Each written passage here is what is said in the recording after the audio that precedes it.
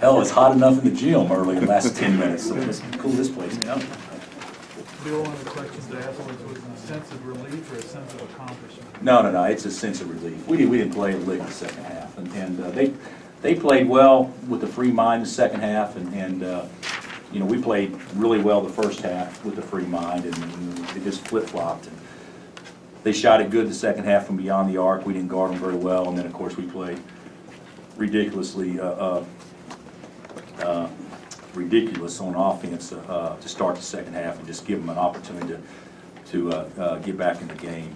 But you know, we did make a couple of plays late. Nadir made like 3 plays that were terrific, and Frank was good enough to, you know, miss a couple of free throws, and then he got the deflection out of bounds, and then he got the deflection to end the game. So we did enough to win, but obviously we're not leaving out here giddy by any stretch because we did.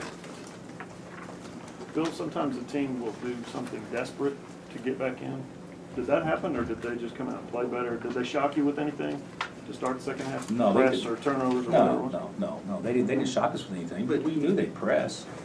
You know, we didn't even. I mean, we just turned the ball over. I mean, at an alarming rate to start the second half. And then what kids don't understand, when you don't come ready to start the second half and you don't play smart, and all of a sudden the lead goes from 17 to 10, and then you know, you start pressing and you start feeling the game pressure a little bit, and then you never play as well the rest of the way. So, you know, that's a good teaching tape for us. We were, you know, without question the better team the first half, and they were without question the better team the second half. Bill, there were 5 technicals in the game. Oh, there were 7. Was there only 5? 2, no shot. Yeah, there's 2, so 7 technicals. Yeah. Was it getting an ugly tone to it, or were they basketball plays, emotion that? I think probably a little. I don't think that anybody, you know, Joel flailed and hit a guy in the face, and Wayne hit a guy in the face, you know, with an elbow. But neither one were bad. They were basketball plays. So I think there was a little bit of a attitude by both teams, especially early in the game. I didn't feel like I thought the second half, if you watch the tape, I mean, I would think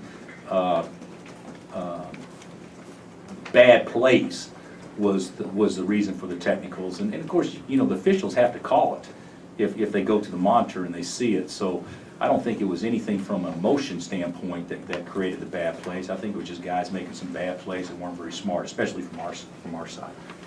Coach, when practice started a few months ago, did you envision Embiid having this much of an impact this year? Yeah, I thought he would be great. I thought Joe could be the best big man in the country this year. And I don't know that he is, but he could be, you know, in a couple of 3 weeks or a month from now. He's getting better all the time. And he was a great rim protector for us today. Actually, Tariq was better than him the first half. And then Joe played so well the second half, I didn't think we could take him out. So, you know, he's obviously...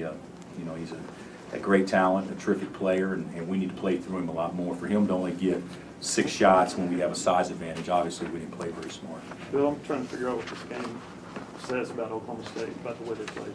Are they the team we saw in the first half, or are they the team we saw in the second half? What do you think? Well, I think that, you know, I don't know if that's really a fair thing to say, because in the second half they started making the same shots they missed in the first half. They didn't. And a lot of times you don't run better offense, you just make shots. And I would say, you know, this is something that it's when a team's playing from behind, they're playing kind of with house money. And so you play with the freer mind. When the team's playing with the lead, sometimes, you know, they play not to lose. And I think that probably they're closer to being what they are the second half, and I think we're closer to being what we are in the first half. Would be my way to put a really positive spin. You know, Bill, Nadir had some of those mistakes that you were referring to earlier, but he also stepped up and made the big shots. Let's talk about how this team is getting more confident in him. And obviously, he's more confident himself. Yeah, Nadir played great. You know, I have a hard time getting guys to understand. He should have taken more shots. You know, he turned down a couple of shots. He steps out of bounds when he's wide open because he wants to make a play that's not there. You know, sometimes you scratch your head with some of the decisions, but you know, he played extremely well, and of course he made big shots. And every time they got real close, he had an answer. without question. But the ball stuck a lot too. And when the ball sticks, then other players don't get a chance to get as involved. And we didn't get the ball inside and do some things in large part because I think we watched Nadir, you know, hold the ball majority of the possession. So I'm thrilled to death with him. I think he's doing great. But I do think he can do more things to probably put us in a position to have a better chance to look good as a unit. Bill, do you feel like this team took a step forward today, backward, or maybe the game is going? Well, no, I don't think we took a step backwards. I think we may have taken a step sideways. But hey, we were good the first half. That was a good team out there playing the first half, and that wasn't a very good team out there the second half. But you know, there's always going to be games where those things happen. I mean, it's an eerie feeling, but that was the same game that we had against Michigan in their season last year. You know, we kind of play not to lose, and the other team's making everything they're throwing up there, and they don't have anything to lose, so I mean, it's a good teaching moment for us. But you stop and think about it. If Dana, I'll put a real positive spin on this. Wiggs had the worst game he's had all year. Perry's had about as game as he's had all year.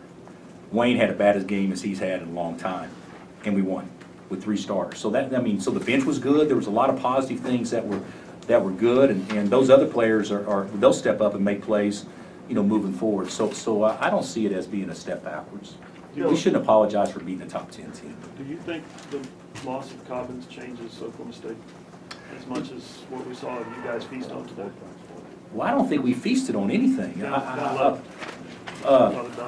think the you know, when we got dunks, it was because they were in their zone and we were able to throw over it. So I don't think it was man to man that we got dunks. I really think that Cobbins is terrific, but I got to tell you, I think Murphy's filled in admirably. The one thing that could hurt them, obviously, is when Nash gets 3 early, then they kind of it forces them to go small or do something different, whereas Cobbins was still there, they could still play traditional 2 bigs. So, you know, that may be the one thing from a depth standpoint, but I think Murphy's played really well. Bill, Andrew got an unprecedented amount of attention early, and a lot of that now seems to be switching over to Joel. Is he aware that his world's changing? Whose? Envy's. Oh, Joel changing? Yeah. Well, I think he's aware. He's very, very, very bright. But I don't think he's caught up in what the world says. I think he's handled everything beautifully, to be honest. I think Wiggs has handled everything beautifully. You know, he just had a tough day today. But I told Joel as soon as he stepped foot on campus, you're going to be the #1 pick. Now, it may not be this year, but you will be a #1 pick, you know, if you come out and the timing's right. And I'm not saying he will be this year, but if he stays, when he comes out, if he stays and he times it right, then he could be the #1 pick in the draft. And so I don't think it should come as a surprise to him because he's been told all along that he was capable of doing this. Bill, Forte seems to be the least likely guy to impact a game like this with so many athletes out there. What is it that he does? Well, he does a great job. Well, first of all, he's tough. I mean, Phil is tough, and he does a great job of moving without the ball, and he's got the quickest release. He may have as quick a release as any kid in the country. And, you know, he was on fire today. I think he was 7 of 10 from 3, and he missed his first one. So he's 7 of 9, and they were pretty contested shots, but I don't think we guarded him very well either. But he's just a tough kid. From what I understand, and having recruited him a little bit, I mean, the kid just is in love. He's in love with the game, and he can't get enough. And he works so hard on the shot and everything like that. And I'll bet you, you know, this is one thing that I've heard from other people about him. You know, he'll take 1,000 shots a day just to make the one, you know, during the game. And a lot of people aren't willing to put in that time for those limited opportunities. And you know, he certainly earned everything that's come his way. Bill, are you curious how you guys will handle being 4-0? Baylor come in, Baylor's lost, they're going to be real hungry, you know, the whole situation. Well, we played a hungry team today, too. I mean, there's no question. You know, the thing about it is it's kind of fun because Marcus Smart never said anything that was one bit negative. Andrew Wiggins never said anything that was negative. Marcus Smart doing a backflip, that's our fault. You know, that wasn't his fault. But the media was able to play on that, and I think because the media played on it, I think there was I think both teams were turned up pretty good today, and which is good. That's positive because I mean we need that. Everybody does, and it'll be the same thing with Baylor. We'll get a hungry team on Monday, but they should get a hungry team too. So we're not leaving out here happy. So hopefully we'll come out and give as aggressive an effort as we've given all year long on Monday. Bill, now that you guys have basically a 2-game lead on everyone except K-State, I know it's early, but people are going to start saying, oh, Kansas clearly the best team again. I mean, how much are you going to have to guard against complacency and that kind of thing in a tough league like this? You know, I don't know that we, you know, maybe we will, but I think what our situation is you just try to get better and convince the kids we got to get better every day. You know, we're leaving out of here, like I told them in Ames, I said, hey, it's a great win, but God, there's so much room to get better. And you know, today it's a good win, but there's so much room to get better. I think the whole goal is getting better, and then if you do that, then the wins and losses take care of themselves. So I'm not going to talk about having a lead or anything like that because it's too early. I mean, it's like, you know, being ahead in baseball after the second inning. I mean, it doesn't matter, you know, right now. So we got to just make sure we just keep trying to get better every day. Do you think this is the best league in the country, though, right now, with some of the scores you're seeing, you know? Well, we got a top 10 team in the country that's 2-3 in the league. You know, so it's a pretty good league. The thing about it is, this is what I think about our league, and I could be off base, and Rob can correct me if I am. I think we've had 7 teams ranked in the top 25 so far this year. 7 teams got votes, 16 ranked. 16. Texas never cracked it? Okay, but they could. Okay, they may after today. All right, but that's 7 out of 10.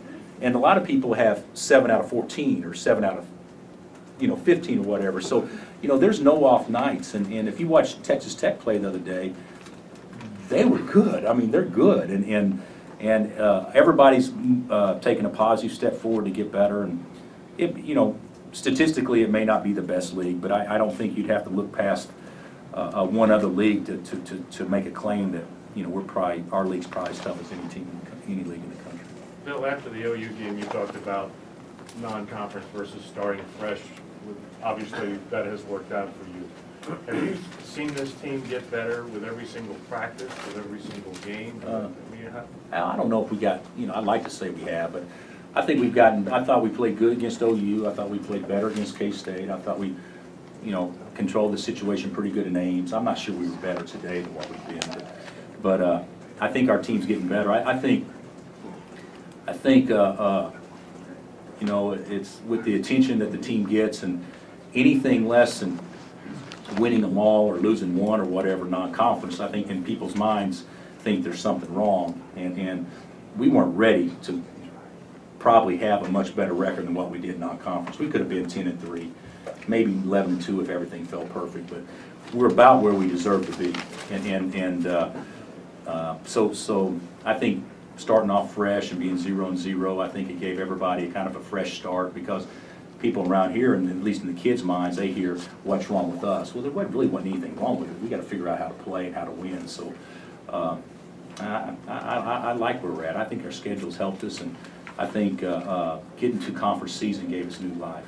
Yeah, you said you talked about how poorly you played in the second half. You also shot 12 of 18 in the second half. Was that just turnovers? Yeah. Taking care of the ball in your mind? Well, at home, I could be wrong on this, but if you only get off 18 shots and 10 free throws, then you obviously turned it over a lot, and I think we had 14 the second half. So you know, it gives the appearance that you're efficient because you shoot a good percentage, but the reality is that there were so many wasted possessions.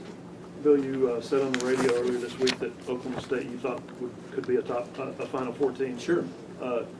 Playing them today and the way they played today, anything to change that or reinforce that from what you've seen? I would say that if they play well, they can beat anybody in the country. You know, here's the thing. Marcus Smart played great today, and he didn't make shots. He played great. He controlled the game. He impacted at what do you have, 9 assists and 4 steals. Made all his free throws. And then Markell and Forte shoot it as well as anybody. You know, when they make shots like that, they can beat anybody in the country. I really believe that. All right, Coach.